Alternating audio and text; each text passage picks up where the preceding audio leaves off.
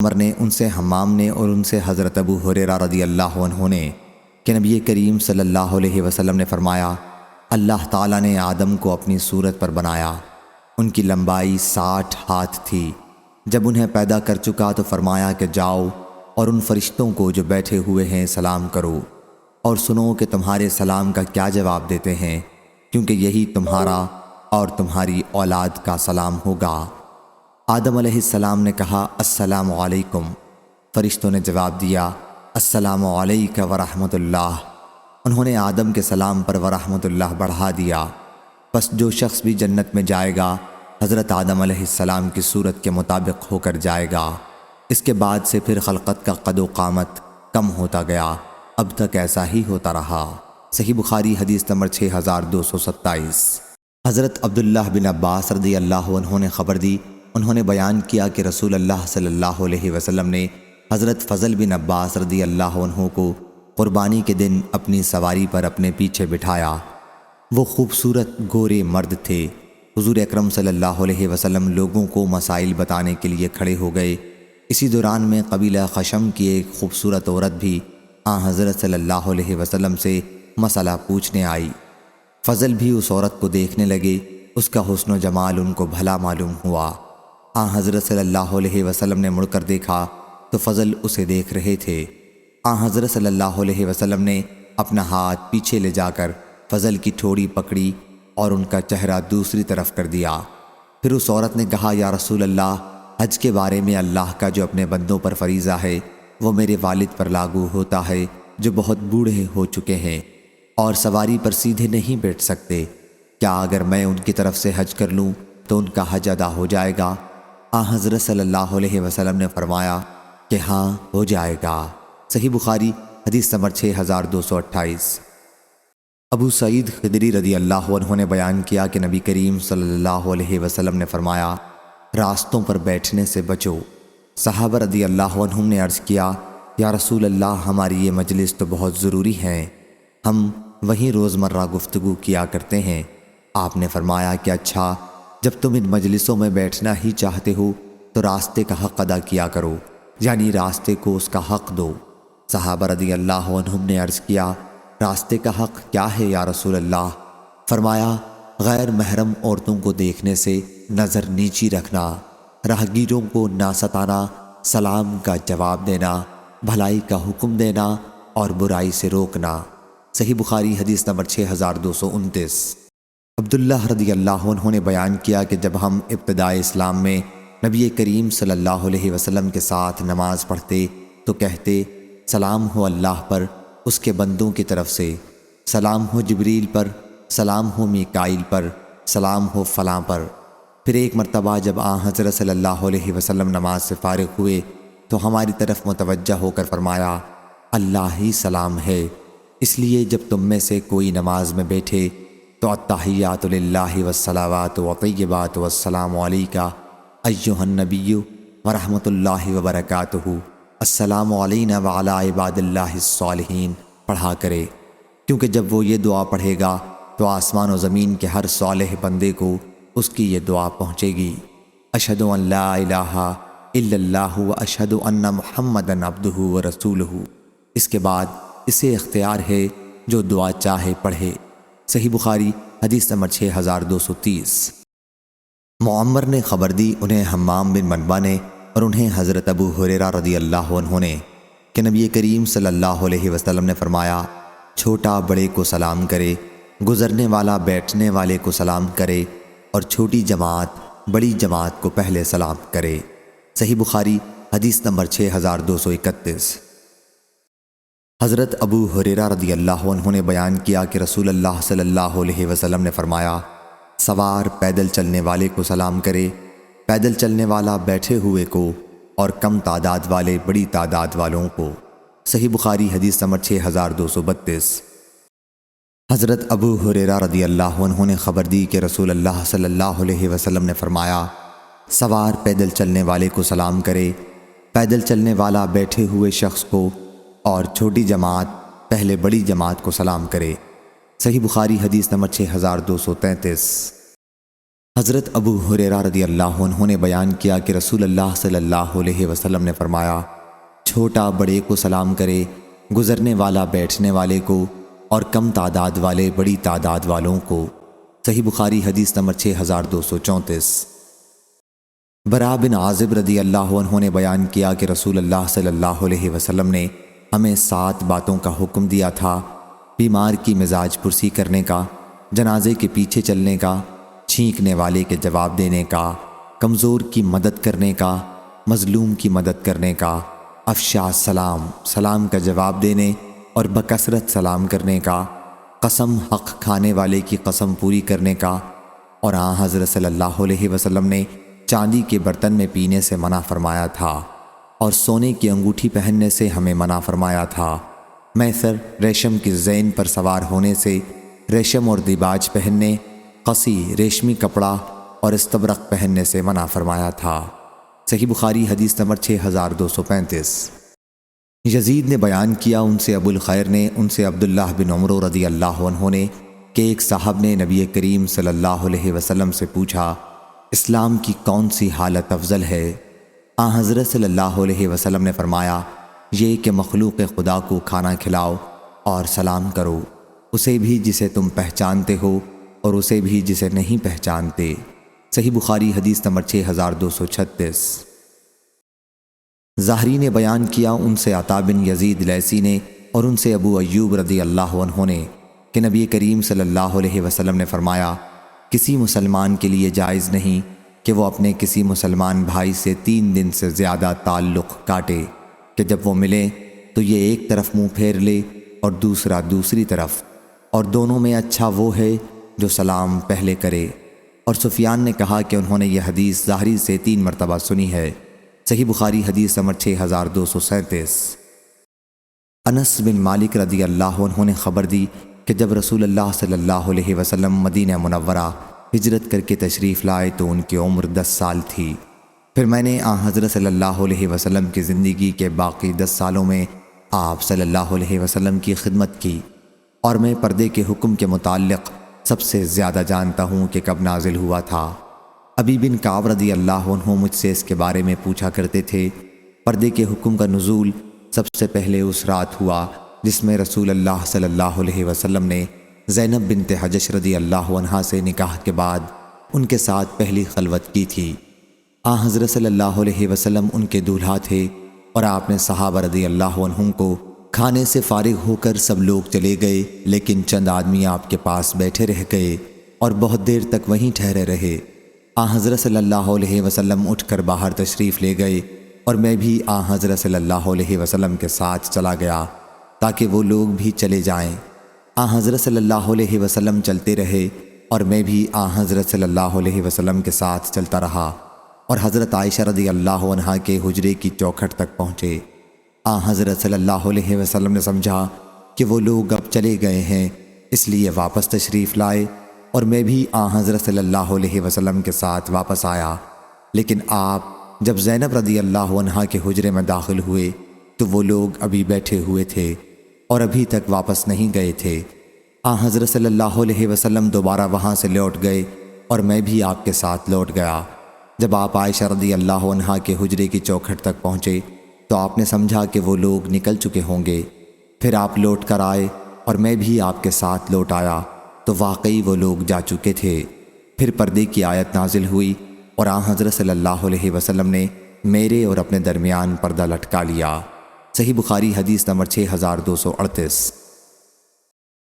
انس رضی اللہ عنہ نے بیان کیا کہ جب نبی کریم صلی اللہ علیہ وسلم نے زینب رضی اللہ عنہا سے نکاح کیا تو لوگ اندر آئے اور کھانا کھایا، پھر بیٹھ کے باتیں کرتے رہے۔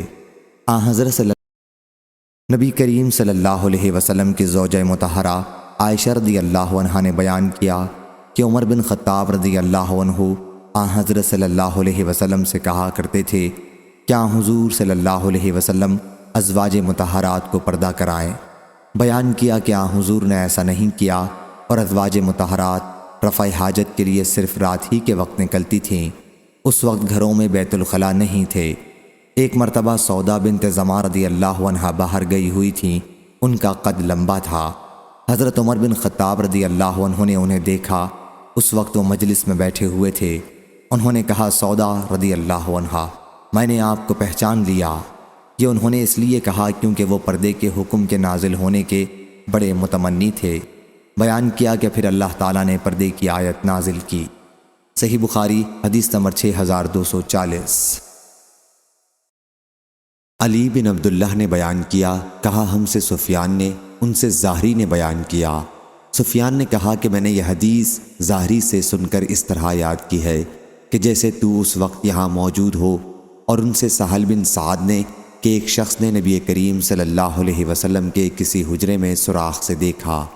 حضرت صلی اللہ علیہ وسلم کے پاس اس وقت ایک کنگھا تھا جس سے آپ سر مبارک کھجا رہے تھے۔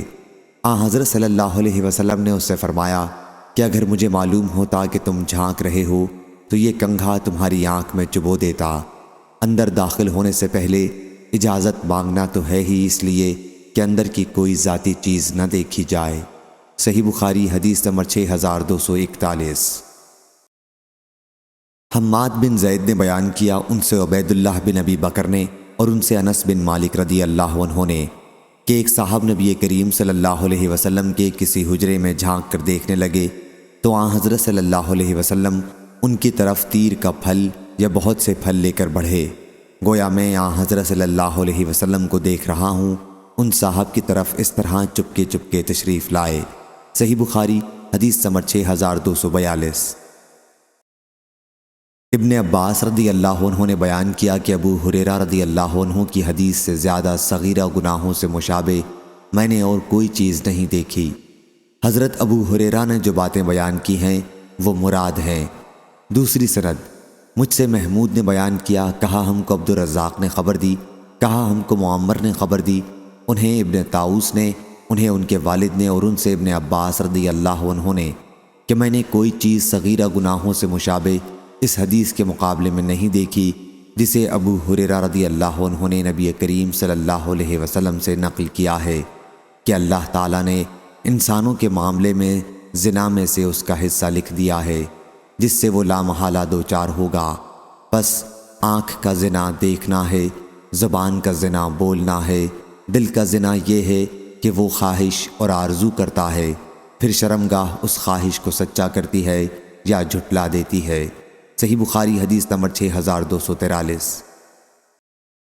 ثمامہ بن عبداللہ نے بیان کیا اور ان سے انس رضی اللہ عنہ نے کہ رسول اللہ صلی اللہ علیہ وسلم جب کسی کو سلام کرتے اور جواب نہ ملتا تو 3 مرتبہ سلام کرتے تھے، اور جب آپ کوئی بات فرماتے تو زیادہ سے زیادہ 3 مرتبہ اسے دہراتے۔ صحیح بخاری حدیث نمبر 6244۔ ابو سعید خدری رضی اللہ عنہ نے بیان کیا کہ میں انصار کی ایک مجلس میں تھا، ابو موسیٰ رضی اللہ عنہ تشریف لائے جیسے گھبرائے ہوئے ہوں۔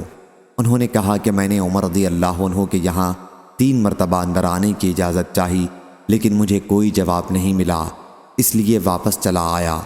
جب عمر رضی اللہ عنہ کو معلوم ہوا تو انہوں نے دریافت کیا کہ اندر آنے میں کیا بات مانے تھی۔ میں نے کہا کہ میں نے 3 مرتبہ اندر آنے کی اجازت مانگی، اور جب مجھے کوئی جواب نہیں ملا تو واپس چلا گیا۔ اور رسول اللہ صلی اللہ علیہ وسلم نے فرمایا کہ جب تم میں سے کوئی کسی سے 3 مرتبہ اجازت چاہے اور اجازت نہ ملے تو واپس چلا جانا چاہیے۔ عمر رضی اللہ عنہ نے کہا، واللہ تمہیں اس حدیث کی صحت کے لیے کوئی گواہ لانا ہوگا۔ ابو موسیٰ رضی اللہ عنہ نے مجلس والوں سے پوچھا، کیا تم میں سے کوئی ایسا ہے جس نے حضرت صلی اللہ علیہ وسلم سے یہ حدیث سنی ہو؟ ابی بن کعب رضی اللہ عنہ نے کہا کہ اللہ کی قسم، تمہارے ساتھ اس کی گواہی دینے کو سوا جماعت میں سب سے کم عمر شخص کے اور کوئی نہیں کھڑا ہوگا۔ ابو سعید نے کہا، اور میں ہی جماعت کا وہ سب سے کم عمر آدمی تھا۔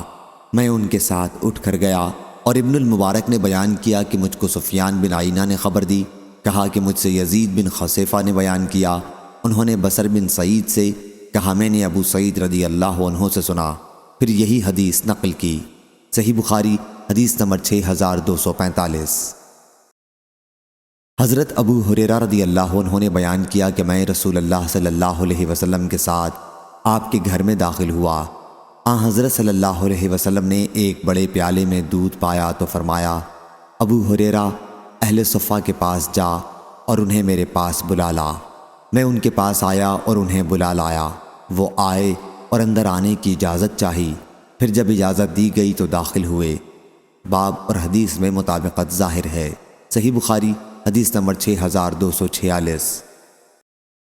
شعبہ نے خبر دی، انہیں سیار نے، انہوں نے ثابت بنانی سے روایت کی، انہیں انس بن مالک رضی اللہ عنہ نے کہ آپ بچوں کے پاس سے گزرے تو انہیں سلام کیا اور فرمایا کہ نبی کریم صلی اللہ علیہ وسلم بھی ایسا ہی کرتے تھے۔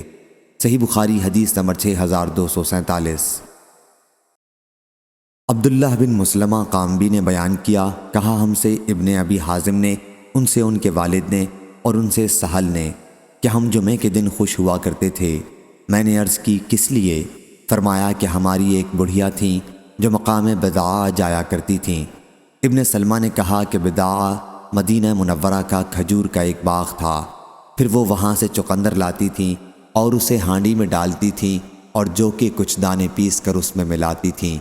جب ہم جمعے کی نماز پڑھ کر واپس ہوتے تو انہیں سلام کرنے آتے اور وہ یہ چقندر کی جڑ میں آٹا ملی ہوئی دعوت ہمارے سامنے رکھتی تھیں۔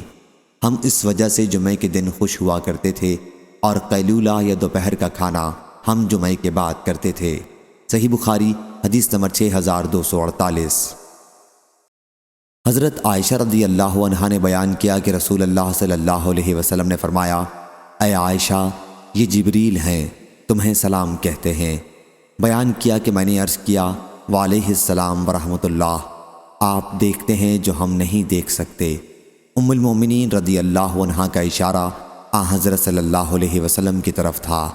معمر کے ساتھ اس حدیث کو شعیب اور یونس اور نعمان نے بھی ظاہری سے روایت کیا ہے۔ یونس اور نعمان کی روایتوں میں وبرکاتہ کا لفظ زیادہ ہے۔ صحیح بخاری حدیث نمبر 6249۔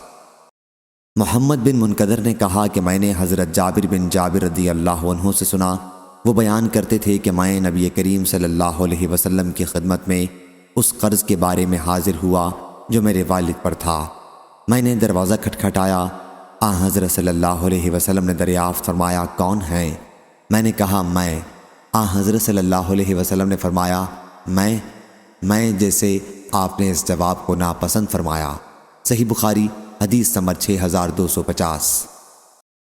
حضرت ابو ہریرہ رضی اللہ عنہ نے بیان کیا کہ ایک شخص مسجد میں داخل ہوا، رسول اللہ صلی اللہ علیہ وسلم مسجد کے کنارے بیٹھے ہوئے تھے۔ اس نے نماز پڑھی اور پھر حاضر ہو کر حضرت صلی اللہ علیہ وسلم کو سلام کیا۔ حضرت صلی اللہ علیہ وسلم نے فرمایا، وعلیک السلام، واپس جا اور دوبارہ نماز پڑھ کیونکہ تم نے نماز نہیں پڑھی۔ وہ واپس گئے اور نماز پڑھی، پھر نبی کریم صلی اللہ علیہ وسلم کے پاس آئے اور سلام کیا۔ آپ نے فرمایا، وعلیک السلام، واپس جاؤ پھر نماز پڑھو کیونکہ تم نے نماز نہیں پڑھی۔ وہ واپس گیا اور اس نے پھر نماز پڑھی، پھر واپس آیا اور نبی اکرم صلی اللہ علیہ وسلم کی خدمت میں سلام عرض کیا۔ آپ صلی اللہ علیہ وسلم نے جواب میں فرمایا، وعلیکم السلام، واپس جاؤ اور دوبارہ نماز پڑھو کیونکہ تم نے نماز نہیں پڑھی۔ ان صاحب نے دوسری مرتبہ یا اس کے بعد عرض کیا، یا رسول اللہ، مجھے نماز پڑھنی سکھا دیجیے۔ حضرت صلی اللہ علیہ وسلم نے فرمایا، جب نماز کے لیے کھڑے ہوا کرو تو پہلے پوری طرح وضو کرو، پھر قبلہ رو ہو کر تکبیر تحریمہ کہو، اس کے بعد قرآن مجید میں سے جو تمہارے لیے آسان ہو وہ پڑھو، پھر رکوع کرو اور جب رکوع کی حالت میں برابر ہو جاؤ تو سر اٹھاؤ، جب سیدھے کھڑے ہو جاؤ تو پھر سجدے میں جاؤ، جب سجدہ پوری طرح کر لو تو سر اٹھاؤ اور اچھی طرح سے بیٹھ جاؤ۔ یہی عمل اپنی ہر رکعت میں کرو۔ اور ابو اسامہ راوی نے دوسرے سجدے کے بعد یوں کہا، پھر سر اٹھا یہاں تک کہ سیدھا کھڑا ہو جا۔ صحیح بخاری حدیث نمبر 6251۔ حضرت ابو ہریرہ رضی اللہ عنہ نے بیان کیا کہ نبی کریم صلی اللہ علیہ وسلم نے فرمایا، پھر سر سجدے سے اٹھا اور اچھی طرح بیٹھ جا۔ صحیح بخاری حدیث نمبر 6252۔ حضرت عائشہ رضی اللہ عنہا نے بیان کیا کہ نبی کریم صلی اللہ علیہ وسلم نے ان سے فرمایا کہ جبریل علیہ السلام تمہیں سلام کہتے ہیں۔ اسامہ بن زید رضی اللہ عنہ نے خبر دی کہ نبی کریم صلی اللہ علیہ وسلم ایک گدھے پر سوار ہوئے جس پر پالان بندھا ہوا تھا اور نیچے فدق کی بنی ہوئی ایک مخملی چادر بچھی ہوئی تھی۔ حضرت صلی اللہ علیہ وسلم نے سواری پر اپنے پیچھے اسامہ بن زید رضی اللہ عنہ کو بٹھایا تھا۔ آپ بنی حارث بن خزرج میں حضرت سعد بن عبادہ رضی اللہ عنہ کی عیادت کے لیے تشریف لے جا رہے تھے۔ یہ جنگ بدر سے پہلے کا واقعہ ہے۔ حضرت صلی اللہ علیہ وسلم ایک مجلس پر سے گزرے جس میں مسلمان، بت پرست، مشرک اور یہودی سبھی شریک تھے۔ عبداللہ ابی بن سلول بھی ان میں تھا۔ مجلس میں عبداللہ بن رواحہ بھی موجود تھے۔ جب مجلس پر سواری کا گرد پڑا تو عبداللہ نے اپنی چادر سے اپنی ناک چھپا لی اور کہا کہ ہمارے اوپر غبار نہ اڑاؤ۔ پھر حضور اکرم صلی اللہ علیہ وسلم نے سلام کیا اور وہاں رک گئے اور اتر کر انہیں اللہ کی طرف بلایا اور ان کے لیے قرآن مجید کی تلاوت کی۔ عبداللہ بن ابی بن سلول بولا، میاں میں ان باتوں کے سمجھنے سے قاصر ہوں۔ اگر وہ چیز حق ہے جو تم کہتے ہو تو ہماری مجلسوں میں آ کر ہمیں تکلیف نہ دیا کرو۔ اپنے گھر جاؤ اور ہم سے جو تمہارے پاس آئے اس سے بیان کرو۔ اس پر ابن رواحہ نے کہا، حضرت صلی اللہ علیہ وسلم ہماری مجلسوں میں تشریف لایا کریں کیونکہ ہم اسے پسند کرتے ہیں۔ پھر مسلمانوں، مشرکوں اور یہودیوں میں اس بات پر تو میں ہونے لگی اور قریب تھا کہ وہ کوئی ارادہ کر بیٹھیں اور ایک دوسرے پر حملہ کر دیں، لیکن حضرت صلی اللہ علیہ وسلم انہیں برابر خاموش کراتے رہے، اور جب وہ خاموش ہو گئے تو حضرت صلی اللہ علیہ وسلم اپنی سواری پر بیٹھ کر سعد بن عبادہ رضی اللہ عنہ کے یہاں گئے۔ حضرت صلی اللہ علیہ وسلم نے ان سے فرمایا، سعد، تم نے نہیں سنا کہ ابو حباب نے آج کیا بات کہی ہے؟ آپ کا اشارہ عبداللہ بن ابی کی طرف تھا کہ اس نے یہ باتیں کہی ہیں۔ حضرت سعد رضی اللہ عنہ نے عرض کیا کہ یا رسول اللہ صلی اللہ علیہ وسلم، اسے معاف کر دیجئے اور درگزر فرمائیے۔ اللہ تعالیٰ نے وہ حق آپ کو عطا فرمایا ہے جو عطا فرمانا تھا۔ اس بستی مدینہ منورہ کے لوگ آپ کی تشریف آوری سے پہلے اس پر متفق ہو گئے تھے کہ اسے تاج پہنا دیں اور شاہی امامہ اس کے سر پر باندھ دیں، لیکن جب اللہ تعالیٰ نے اس منصوبے کو اس حق کی وجہ سے ختم کر دیا جو اس نے آپ کو عطا فرمایا ہے تو اسے حق سے حسد ہو گیا، اور اسی وجہ سے اس نے یہ معاملہ کیا ہے جو آپ نے دیکھا۔ چنانچہ حضرت صلی اللہ علیہ وسلم نے اسے معاف کر دیا۔ صحیح بخاری حدیث نمبر 6254۔ عبداللہ بن کعب نے بیان کیا کہ میں نے کعب بن مالک سے سنا، وہ بیان کرتے تھے کہ جب وہ غزوہ تبوک میں شریک نہیں ہو سکے تھے اور نبی کریم صلی اللہ علیہ وسلم نے ہم سے بات چیت کرنے کی ممانعت کر دی تھی، اور میں حضرت صلی اللہ علیہ وسلم کی خدمت میں حاضر ہو کر سلام کرتا تھا اور یہ اندازہ لگاتا تھا کہ حضرت صلی اللہ علیہ وسلم نے جواب سلام میں ہونٹ مبارک ہلائے یا نہیں۔ آخر 50 دن گزر گئے اور حضرت صلی اللہ علیہ وسلم نے اللہ کی بارگاہ میں ہماری توبہ کے قبول کیے جانے کا نماز فجر کے بعد اعلان کیا۔ صحیح بخاری حدیث نمبر 6255۔ حضرت عائشہ رضی اللہ عنہا نے بیان کیا کہ کچھ یہودی رسول اللہ صلی اللہ علیہ وسلم کی خدمت میں حاضر ہوئے اور کہا کہ السلام علیکہ، تمہیں موت آئے۔ میں ان کی بات سمجھ گئی اور میں نے جواب دیا، علیکم السلام واللعنہ۔ حضرت صلی اللہ علیہ وسلم نے فرمایا، عائشہ صبر سے کام لے کیونکہ اللہ تعالیٰ تمام معاملات میں نرمی کو پسند کرتا ہے۔ میں نے عرض کیا، یا رسول اللہ، کیا آپ نے نہیں سنا کہ انہوں نے کیا کہا تھا؟ حضرت صلی اللہ علیہ وسلم نے فرمایا کہ میں نے ان کا جواب دے دیا تھا کہ وعلیکم، اور تمہیں بھی۔ صحیح بخاری حدیث نمبر 6256۔ عبداللہ بن عمر رضی اللہ عنہ نے بیان کیا کہ رسول اللہ صلی اللہ علیہ وسلم نے فرمایا، جب تمہیں یہودی سلام کریں اور اگر ان میں سے کوئی السلام علیکہ کہے تو تم اس کے جواب میں صرف وعلیکہ اور تمہیں بھی کہہ دیا کرو۔ صحیح بخاری حدیث نمبر 6257۔ انس بن مالک رضی اللہ عنہ نے بیان کیا کہ نبی کریم صلی اللہ علیہ وسلم نے فرمایا، جب اہل کتاب تمہیں سلام کریں تو تم اس کے جواب میں صرف وعلیکم کہو۔ صحیح بخاری حدیث نمبر 6258۔ حضرت علی رضی اللہ عنہ نے بیان کیا کہ رسول اللہ صلی اللہ علیہ وسلم نے مجھے، زبیر بن عوام اور ابو مرصد غنوی کو بھیجا۔ ہم سب گھڑ سوار تھے۔ حضرت صلی اللہ علیہ وسلم نے فرمایا کہ جاؤ اور جب روضہ خاخ مکہ اور مدینہ کے درمیان ایک مقام پر پہنچو تو وہاں تمہیں مشرکین کی ایک عورت ملے گی، اس کے پاس حاطب بن ابی بلتع کا ایک خط ہے جو مشرکین کے پاس بھیجا گیا ہے، اسے لے آؤ۔ بیان کیا کہ ہم نے اس عورت کو پا لیا وہ اپنے اونٹ پر جا رہی تھی اور وہیں پر ملی جہاں حضرت صلی اللہ علیہ وسلم نے بتایا تھا۔ بیان کیا کہ ہم نے اس سے کہا کہ خط جو تم ساتھ لے جا رہی ہو وہ کہاں ہے؟ اس نے کہا کہ میرے پاس کوئی خط نہیں ہے۔ ہم نے اس کے اونٹ کو بٹھایا اور اس کے کجاوے میں تلاشی لی، لیکن ہمیں کوئی چیز نہیں ملی۔ میرے دونوں ساتھیوں نے کہا کہ ہمیں کوئی خط تو نظر آتا نہیں۔ بیان کیا کہ میں نے کہا مجھے یقین ہے کہ حضور اکرم صلی اللہ علیہ وسلم نے غلط بات نہیں کہی ہے۔ قسم ہے اس کی جس کی قسم کھائی جاتی ہے، تم خط نکالو ورنہ میں تمہیں ننگا کر دوں گا۔ بیان کیا کہ جب اس عورت نے دیکھا کہ میں واقعی اس معاملے میں سنجیدہ ہوں تو اس نے ازار باندھنے کی جگہ کی طرف ہاتھ بڑھایا۔ وہ ایک چادر ازار کے طور پر باندھے ہوئے تھی اور خط نکالا۔ بیان کیا کہ ہم اسے لے کر رسول اللہ صلی اللہ علیہ وسلم کی خدمت میں حاضر ہوئے۔ حضرت صلی اللہ علیہ وسلم نے دریافت فرمایا، حاتب تم نے ایسا کیوں کیا؟ انہوں نے کہا کہ میں اب بھی اللہ اور اس کے رسول پر ایمان رکھتا ہوں، میرے اندر کوئی تغیر و تبدیلی نہیں آئی ہے۔ میرا مقصد خط بھیجنے سے صرف یہ تھا کہ قریش پر آپ کی فوج کشی کی اطلاع دوں اور اس طرح میرا ان لوگوں پر احسان ہو جائے اور اس کی وجہ سے اللہ میرے اہل اور مال کی طرف سے ان سے مدافعت کرائے۔ آپ کے جتنے مہاجر صحابہ رضی اللہ عنہم ہیں، ان کے مکہ مکرمہ میں ایسے افراد ہیں جن کے ذریعے اللہ ان کے مال حضرت صلی اللہ علیہ وسلم نے فرمایا انہوں نے سچ کہہ دیا ہے، اب تم لوگ ان کے بارے میں سوا بھلائی کے اور کچھ نہ کہو۔ بیان کیا کہ اس پر عمر بن خطاب رضی اللہ عنہ نے فرمایا کہ اس شخص نے اللہ، اس کے رسول اور مومنوں کے ساتھ خیانت کی ہے، مجھے اجازت دیجیے کہ میں اس کی گردن مار دوں۔ بیان کیا کہ حضرت صلی اللہ علیہ وسلم نے فرمایا، عمر تمہیں کیا معلوم، اللہ تعالیٰ بدر کی لڑائی میں شریک صحابہ رضی اللہ عنہم کی زندگی پر مطلع تھا اور اس کے باوجود کہا کہ تم جو چاہو کرو، تمہارے لیے جنت لکھ دی گئی ہے۔ بیان کیا کہ اس پر عمر رضی اللہ عنہ کی آنکھیں اشک آلود ہو گئیں اور عرض کی، اللہ اور اس کے رسول ہی زیادہ جاننے والے ہیں۔ صحیح بخاری حدیث نمبر 6259۔ ابو سفیان بن حرب رضی اللہ عنہ نے خبر دی کہ ہرقل نے قریش کے چند افراد کے ساتھ انہیں بھی بلا بھیجا۔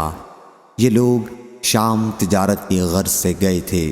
سب لوگ ہرقل کے پاس آئے، پھر انہوں نے واقعہ بیان کیا کہ پھر ہرقل نے رسول اللہ صلی اللہ علیہ وسلم کا خط منگوایا اور وہ پڑھا گیا۔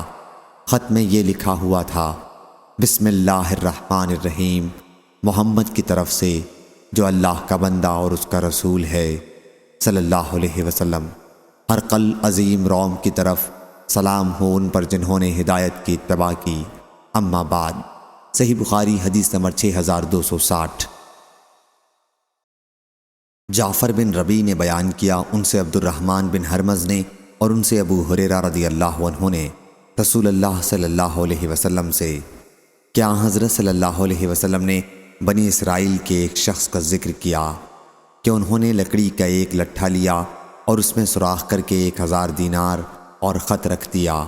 وہ خط ان کی طرف سے ان کے ساتھی قرض خواہ کی طرف تھا، اور عمر بن ابی سلمہ نے بیان کیا کہ ان سے ان کے والد نے اور انہوں نے ابو ہریرہ رضی اللہ عنہ سے سنا کہ نبی کریم صلی اللہ علیہ وسلم نے فرمایا کہ انہوں نے لکڑی کے ایک لٹھے میں سوراخ کیا اور مال اس کے اندر رکھ دیا اور ان کے پاس ایک خط لکھا، فلاں کی طرف سے فلاں کو ملے۔ صحیح بخاری حدیث نمبر 6261۔ شعبہ نے بیان کیا، ان سے سعد بن ابراہیم نے، ان سے ابو امامہ بن سہل بن حنیف نے اور ان سے ابو سعید خدری نے کہ قریظہ کے یہودی حضرت سعد بن معاذ رضی اللہ عنہ کو ثالث بنانے پر تیار ہو گئے تو رسول اللہ صلی اللہ علیہ وسلم نے انہیں بلا بھیجا۔ جب وہ آئے تو حضرت صلی اللہ علیہ وسلم نے فرمایا، اپنے سردار کے لینے کو اٹھو، یا یوں فرمایا کہ اپنے میں سب سے بہتر کو لینے کے لیے اٹھو۔ پھر وہ حضور اکرم صلی اللہ علیہ وسلم کے پاس بیٹھ گئے اور حضرت صلی اللہ علیہ وسلم نے فرمایا کہ بنی قریظہ کے لوگ تمہارے فیصلے پر راضی ہو کر قلعے سے اتر آئے ہیں، اب تم کیا فیصلہ کرتے ہو؟ حضرت سعد رضی اللہ عنہ نے کہا کہ پھر میں یہ فیصلہ کرتا ہوں کہ ان میں جو جنگ کے قابل ہیں انہیں قتل کر دیا جائے اور ان کے بچوں عورتوں کو قید کر لیا جائے۔ حضرت صلی اللہ علیہ وسلم نے فرمایا، کیا آپ نے وہی فیصلہ کیا؟ جس فیصلے کو فرشتہ لے کر آیا تھا۔ ابو عبداللہ مصنف نے بیان کیا کہ مجھے میرے بعض اصحاب نے ابو ولید کے واسطے سے ابو سعید رضی اللہ عنہ کا قول علی کے بجائے بصلہ الہ حکمک نقل کیا ہے۔ صحیح بخاری حدیث نمبر 6262۔ حمام نے بیان کیا ان سے قتادہ نے کہ میں نے حضرت انس رضی اللہ عنہ سے پوچھا کیا مصافحہ کا دستور نبی کریم صلی اللہ علیہ وسلم کے صحابہ میں تھا؟ انہوں نے کہا کہ ہاں ضرور تھا۔ صحیح بخاری حدیث نمبر 6263۔ ابو عقیل زہرہ بن معبد نے بیان کیا انہوں نے اپنے دادا عبداللہ بن ہشام رضی اللہ عنہ سے سنا، انہوں نے بیان کیا کہ ہم نبی کریم صلی اللہ علیہ وسلم کے ساتھ تھے اور آن حضرت صلی اللہ علیہ وسلم عمر بن خطاب رضی اللہ عنہ کا ہاتھ پکڑے ہوئے تھے۔ صحیح بخاری حدیث نمبر 6264۔ حضرت عبداللہ بن مسعود رضی اللہ عنہ نے بیان کیا کہ رسول اللہ صلی اللہ علیہ وسلم نے مجھے تشہد سکھایا۔ اس وقت میرا ہاتھ آن حضرت صلی اللہ علیہ وسلم کی ہتھیلیوں کے درمیان میں تھا۔ اس طرح سکھایا جس طرح آپ قرآن کی سورت سکھایا کرتے تھے۔ التحیات للہ والصلوات وطیبات والسلام علیک ایھا النبی ورحمۃ اللہ وبرکاتہ، السلام علینا وعلی عباد اللہ الصالحین، اشہد ان لا الہ الا اللہ واشہد ان محمدا عبدہ ورسولہ۔ آن حضرت صلی اللہ علیہ وسلم اس وقت حیات تھے۔ جب آپ کی وفات ہو گئی تو ہم خطاب کا صیغہ کے بجائے اس طرح پڑھنے لگے، السلام علی النبی، یعنی نبی کریم صلی اللہ علیہ وسلم پر سلام ہو۔ صحیح بخاری حدیث نمبر 6265۔ عبداللہ بن عباس رضی اللہ عنہ نے خبر دی کہ حضرت علی ابن ابی طالب رضی اللہ عنہ مرض الموت میں نبی کریم صلی اللہ علیہ وسلم کے پاس سے نکلے۔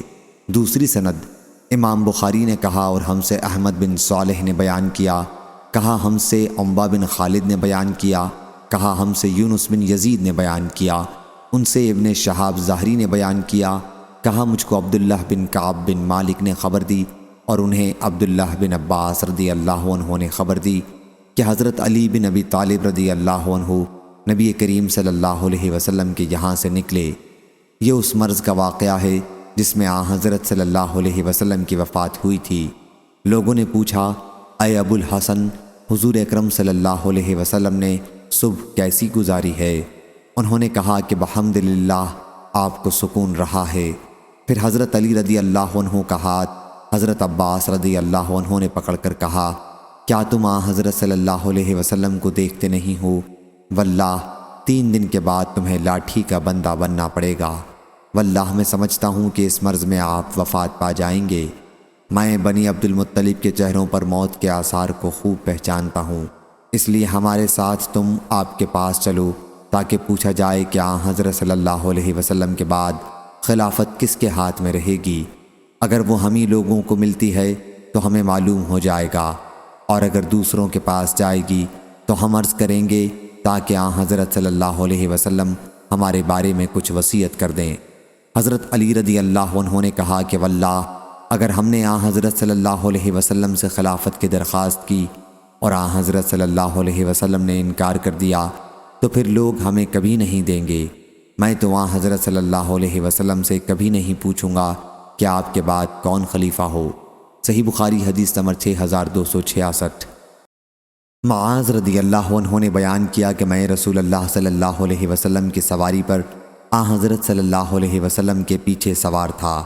آپ نے فرمایا اے معاذ، میں نے کہا لبیک و سعدیک، حاضر ہوں۔ پھر آن حضرت صلی اللہ علیہ وسلم نے 3 مرتبہ مجھے اسی طرح مخاطب کیا۔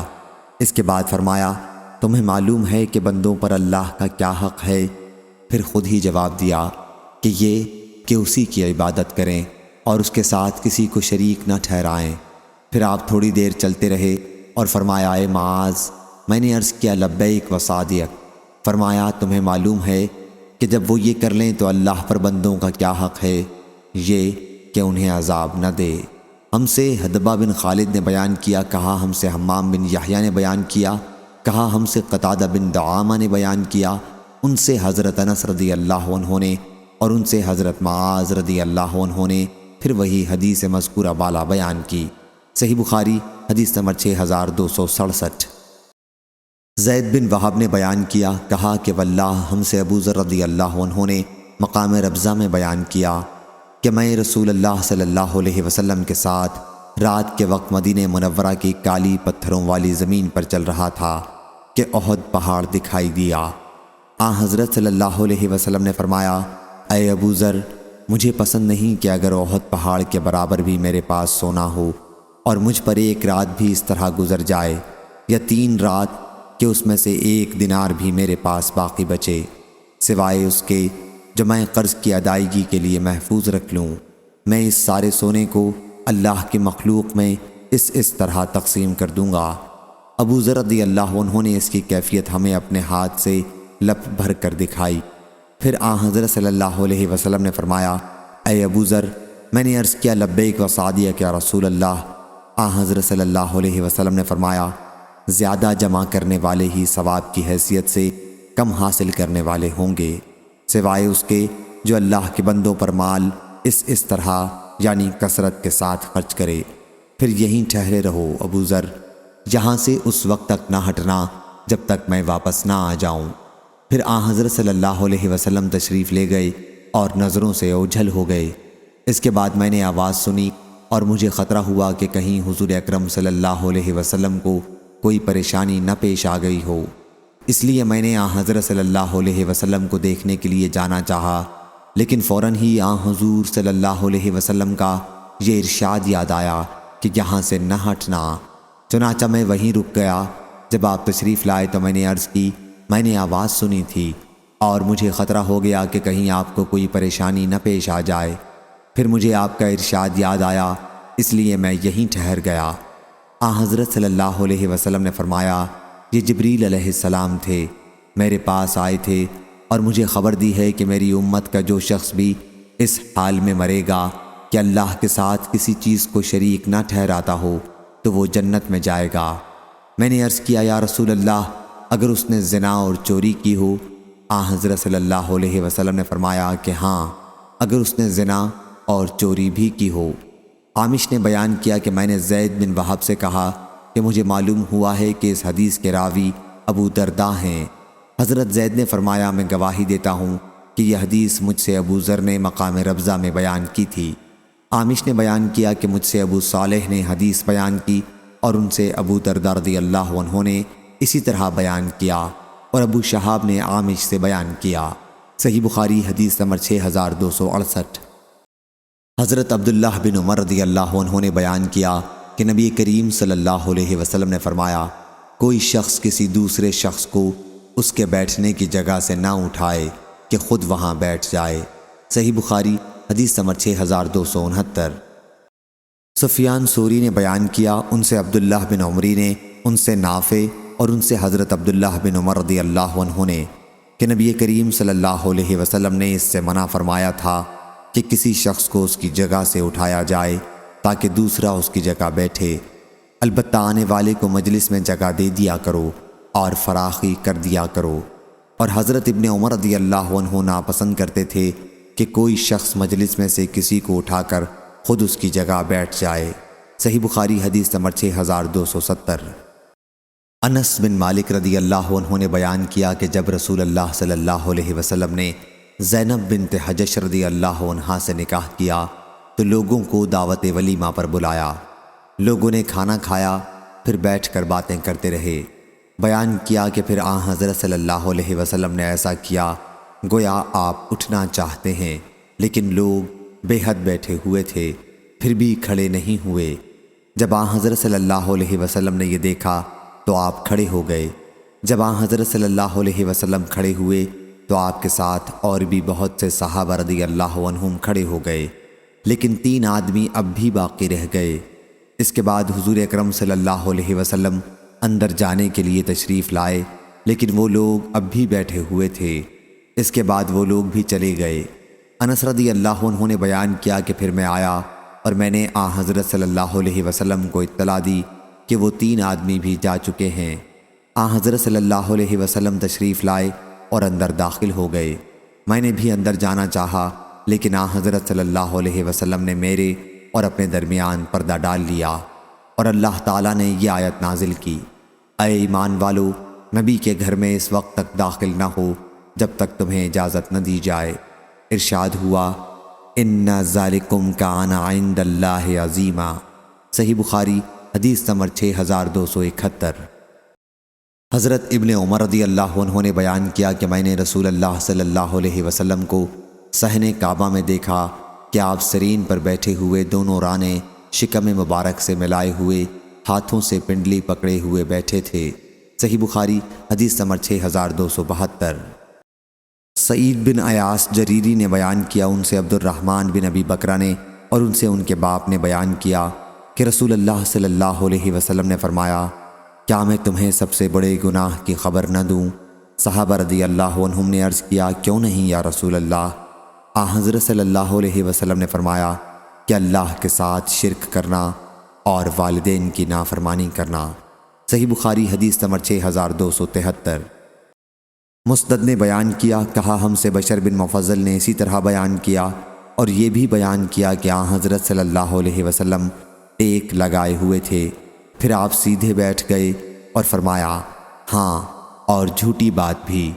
حضرت صلی اللہ علیہ وسلم اسے اتنی مرتبہ بار بار دہراتے رہے کہ ہم نے کہا کاش آپ خاموش ہو جاتے۔ صحیح بخاری حدیث نمبر 6274۔ عقبہ بن حارث رضی اللہ عنہ نے بیان کیا کہ نبی کریم صلی اللہ علیہ وسلم نے ہمیں عصر پڑھائی اور پھر بڑی تیزی کے ساتھ چل کر آپ گھر میں داخل ہو گئے۔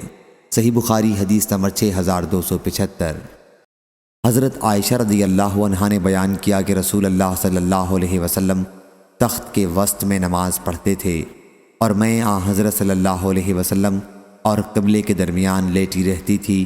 مجھے کوئی ضرورت ہوتی لیکن مجھ کو کھڑے ہو کر آپ کے سامنے آنا برا معلوم ہوتا، البتہ آپ کی طرف رخ کر کے میں آہستہ سے کھسک جاتی تھی۔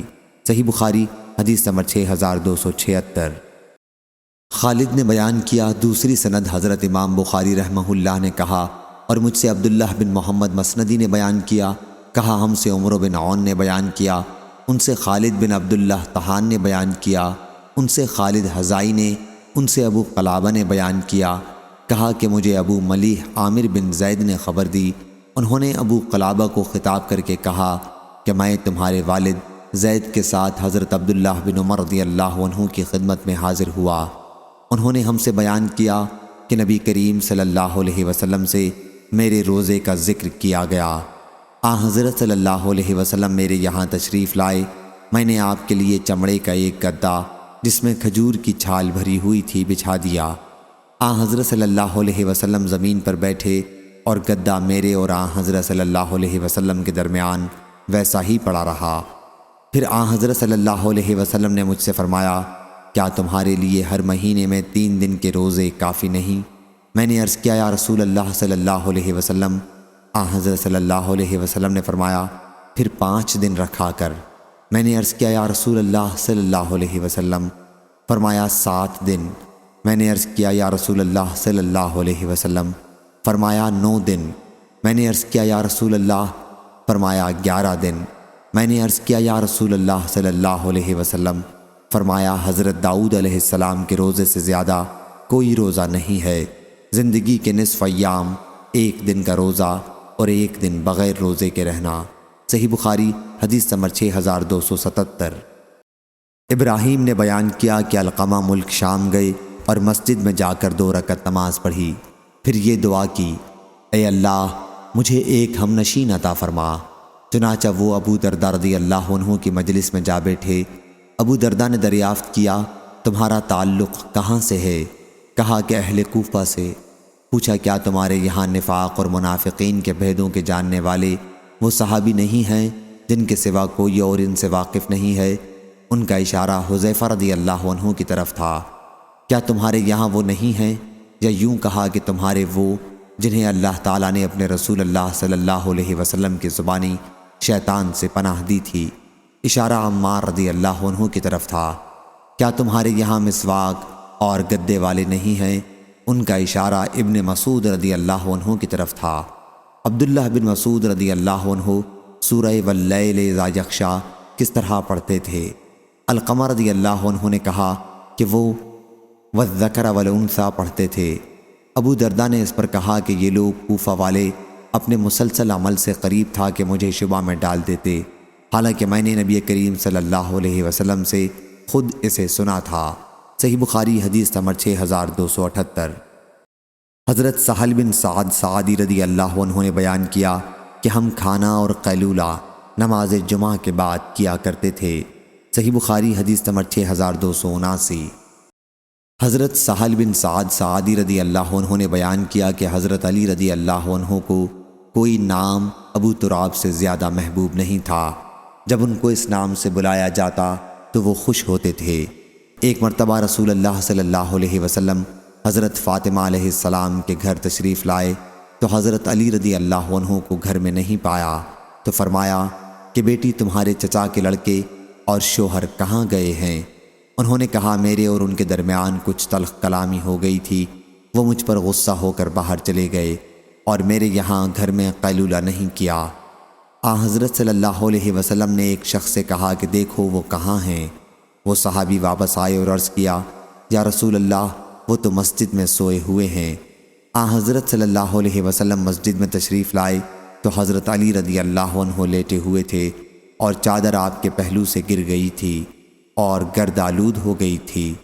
حضرت صلی اللہ علیہ وسلم اس سے مٹی صاف کرنے لگے اور فرمانے لگے ابو تراب مٹی والے اٹھو، ابو تراب اٹھو۔ صحیح بخاری حدیث نمبر 6280۔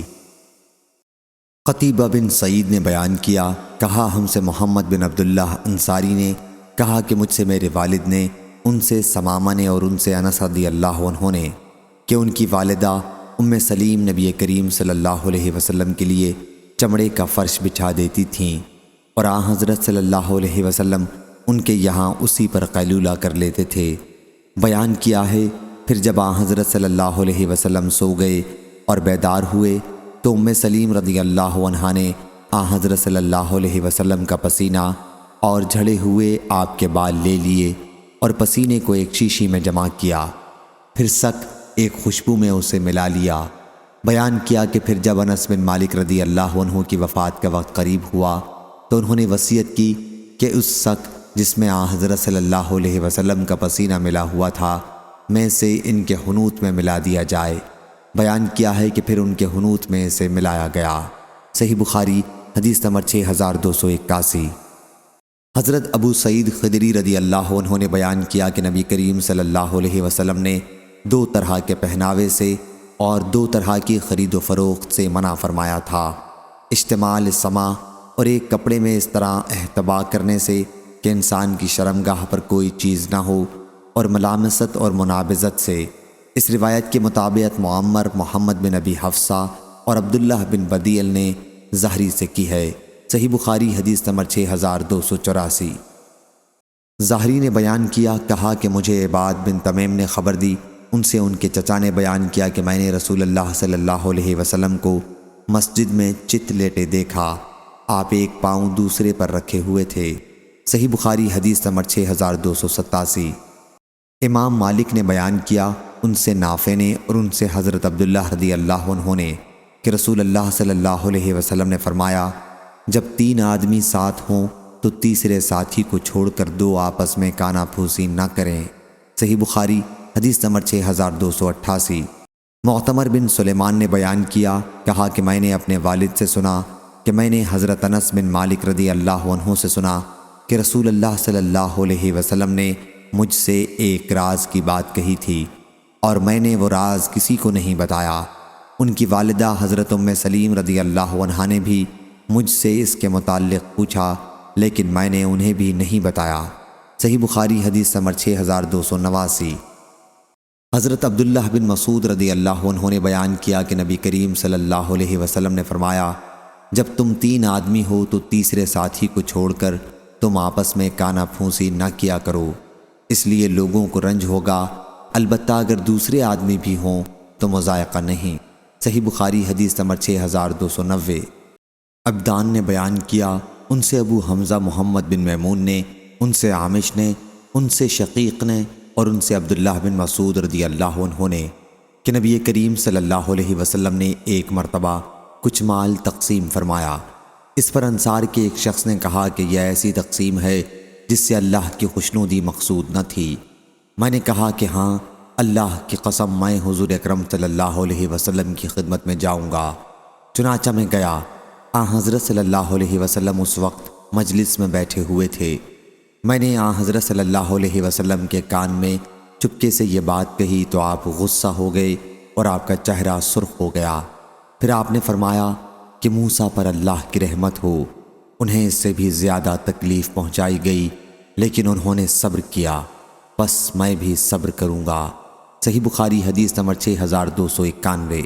حضرت انس رضی اللہ عنہ نے بیان کیا کہ نماز کی تکبیر کہی گئی اور ایک صحابی رسول اللہ صلی اللہ علیہ وسلم سے سرگوشی کرتے رہے۔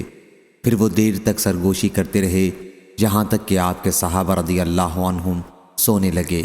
اس کے بعد آپ اٹھے اور نماز پڑھائی۔ صحیح بخاری حدیث نمبر 6292۔ سفیان بن عیینہ نے بیان کیا، ان سے زہری نے، ان سے سالم نے، ان سے ان کے والد نے اور ان سے نبی کریم صلی اللہ علیہ وسلم نے فرمایا، جب سونے لگو تو گھر میں آگ نہ چھوڑو۔ صحیح بخاری حدیث نمبر 6293۔ حضرت ابو موسیٰ اشعری رضی اللہ عنہ نے بیان کیا کہ مدینہ منورہ میں ایک گھر رات کے وقت جل گیا۔ نبی کریم صلی اللہ علیہ وسلم سے اس کے متعلق کہا گیا تو آپ نے فرمایا کہ آگ تمہاری دشمن ہے، اس لیے جب سونے لگو تو اسے بجھا دیا کرو۔ صحیح بخاری حدیث نمبر 6294۔ حضرت جابر بن عبداللہ رضی اللہ عنہ نے بیان کیا کہ رسول اللہ صلی اللہ علیہ وسلم نے فرمایا، سوتے وقت برتن ڈھک لیا کرو اور دروازے بند کر لیا کرو اور چراغ بجھا لیا کرو، کیونکہ یہ چوہا بعض اوقات چراغ کی بتی کھینچ لیتا ہے اور گھر والوں کو جلا دیتا ہے۔ صحیح بخاری حدیث نمبر 6295۔ حضرت جابر رضی اللہ عنہ نے بیان کیا کہ رسول اللہ صلی اللہ علیہ وسلم نے فرمایا، جب رات میں سونے لگو تو چراغ بجھا دیا کرو اور دروازے بند کر لیا کرو اور مشکیزوں کا منہ باندھ دیا کرو اور کھانے پینے کی چیزیں ڈھک دیا کرو۔ حماد نے کہا کہ میرا خیال ہے کہ یہ بھی فرمایا ہے کہ اگرچہ ایک لکڑی سے ہی ہو۔ صحیح بخاری حدیث نمبر 6296۔ حضرت ابو ہریرہ رضی اللہ عنہ نے بیان کیا، نبی کریم صلی اللہ علیہ وسلم نے فرمایا، 5 چیزیں فطرت سے ہیں: ختنہ کرنا، زیر ناف کے بال بنانا، بغل کے بال صاف کرنا، مونچھ چھوٹی کرانا اور ناخن کاٹنا۔ صحیح بخاری حدیث نمبر 6297۔ حضرت ابو ہریرہ رضی اللہ عنہ نے بیان کیا کہ رسول اللہ صلی اللہ علیہ وسلم نے فرمایا، حضرت ابراہیم علیہ السلام نے 80 سال کی عمر میں ختنہ کرایا اور آپ نے قدوم تخفیف کے ساتھ کلہاڑے سے ختنہ کیا۔ ہم سے قتیبہ نے بیان کیا، کہا ہم سے مغیرہ نے بیان کیا اور ان سے ابو زناد نے بالقدوم تشدید کے ساتھ بیان کیا۔ صحیح بخاری حدیث نمبر 6298۔ اسماعیل بن جعفر نے بیان کیا، کہا ہم سے اسرائیل نے، ان سے ابو اسحاق نے، ان سے سعید بن جبیر نے کہ حضرت ابن عباس رضی اللہ عنہ سے پوچھا گیا کہ جب نبی کریم صلی اللہ علیہ وسلم کی وفات ہوئی تو آپ کی عمر کیا تھی؟ کہا کہ ان دنوں میرا ختنہ ہو چکا تھا اور عرب لوگوں کی عادت تھی جب تک لڑکا جوانی کے قریب نہ ہوتا اس کا ختنہ نہ کرتے تھے۔ صحیح بخاری حدیث نمبر 6299۔ عبداللہ بن ادریس بن یزید نے اپنے والد سے بیان کیا، ان سے ابو اسحاق نے، ان سے سعید بن جبیر نے اور ان سے حضرت ابن عباس رضی اللہ عنہ نے کہ جب نبی کریم صلی اللہ علیہ وسلم کی وفات ہوئی تو میرا ختنہ ہو چکا تھا۔ صحیح بخاری حدیث نمبر 6300۔ حضرت ابو ہریرہ رضی اللہ عنہ نے بیان کیا کہ رسول اللہ صلی اللہ علیہ وسلم نے فرمایا، تم میں سے جس نے قسم کھائی اور کہا کہ لات و عزیٰ کی قسم تو پھر وہ لا الہ الا اللہ کہے، اور جس نے اپنے ساتھی سے کہا کہ آؤ جوا کھیلیں تو اسے صدقہ کر دینا چاہیے۔ صحیح بخاری حدیث نمبر 6301۔ حضرت ابن عمر رضی اللہ عنہ نے بیان کیا کہ میں نے نبی کریم صلی اللہ علیہ وسلم کے زمانے میں اپنے ہاتھوں سے ایک گھر بنایا تاکہ بارش سے حفاظت رہے اور دھوپ سے سایہ حاصل ہو۔ اللہ کی مخلوق میں سے کسی نے اس کام میں میری مدد نہیں کی۔ معلوم ہوا کہ ضرورت کے لائق گھر بنانا درست ہے۔ صحیح بخاری حدیث نمبر 6302۔ ابن عمر رضی اللہ عنہ نے کہا کہ واللہ نبی کریم صلی اللہ علیہ وسلم کی وفات کے بعد نہ میں نے کوئی اینٹ کسی اینٹ پر رکھی اور نہ کوئی باغ لگایا۔ سفیان نے بیان کیا کہ جب میں نے اس کا ذکر ابن عمر رضی اللہ عنہ کے بعض گھرانوں کے سامنے کیا تو انہوں نے کہا کہ اللہ کی قسم انہوں نے گھر بنایا تھا۔ سفیان نے بیان کیا کہ میں نے کہا پھر یہ بات ابن عمر رضی اللہ عنہ نے گھر بنانے سے پہلے کہی ہوگی۔ صحیح بخاری حدیث نمبر 6300۔